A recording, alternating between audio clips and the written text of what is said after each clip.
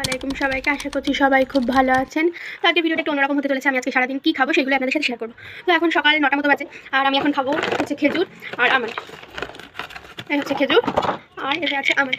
তো এখন বাজে সকাল 11টা। এখন আমি সকালের ব্রেকফাস্ট করছি। তো আজকে আছে মেনুতে, মানে বোন বানিয়ে দিয়েছে আমাকে রুটি আর তার সাথে ডিম ভুজি।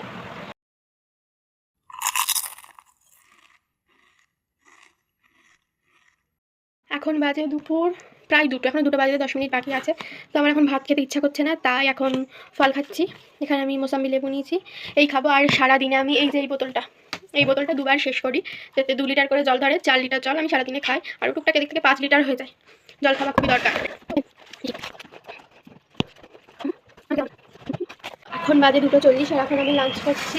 এই যে আমার খাবার আছে, ভাত, লাল শাক ভাজা, এটা হচ্ছে মাছের চপ, মুসুর ডাল, শসা, লেবু, আর এটা হচ্ছে এঁচোড় মাছ দিয়ে রান্না। এটা হচ্ছে পাঙাশ মাছ, আমার খুব পছন্দের।